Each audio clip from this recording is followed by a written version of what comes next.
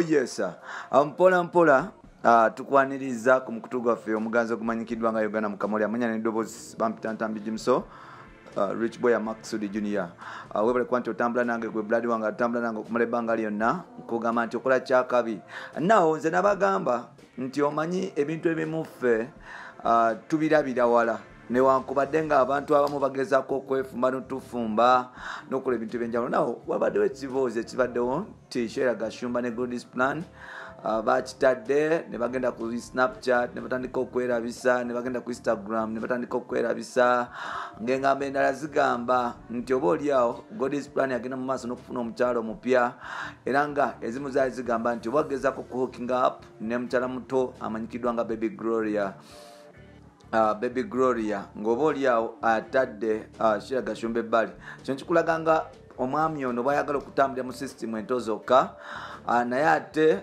lubadde olunaku lwaleero tusobodde okufunako Frank Gashumba nga ye tata wa Sheila Gashumba avudde natutegeeza nti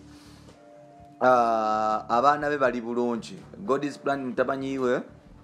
ngono yayagala muwala we kogata ne Sheila bazemo okuba nti bakwatagana.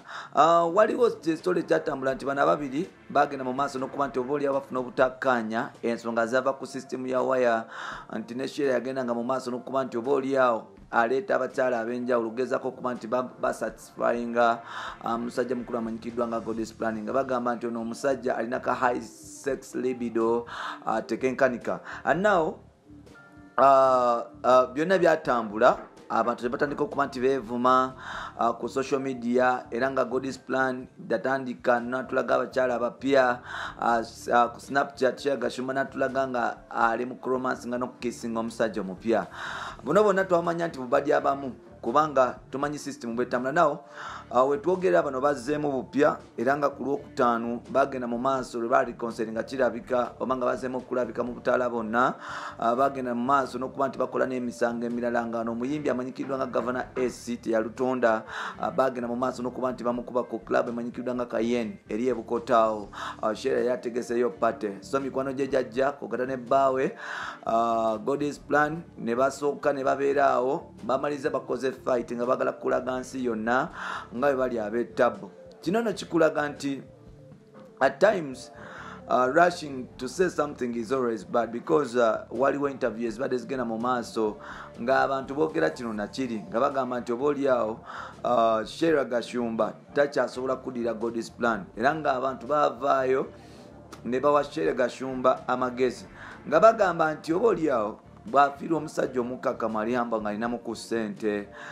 kitegeeza nti ono omukyala tajja kuconcentratinga mu bufumbo obwo obwaddala kubanga abakyala abasinga mu Uganda especially abalungi tebagenda maaso nakufumbirwa engeri gye bali nti beemanyi ate bwe kituuka ku muntu eyali abaddeko ku TV nga alinamu ne kulinya kiyitira kubanga abakyala bano oba oliawo balina weaknesses ezimu ez'enjawulo abasinga babakazaako n'erinnya eddala abakyala bakola ku TV nti oba oliawo ebintu byabwe biba tebinyuma kyamukisa mulungi nti Sheila yagenda mu maaso n'okuba nti awulira recently taata we yagenda mu maaso n'okuba nti yeegayirira God's Plan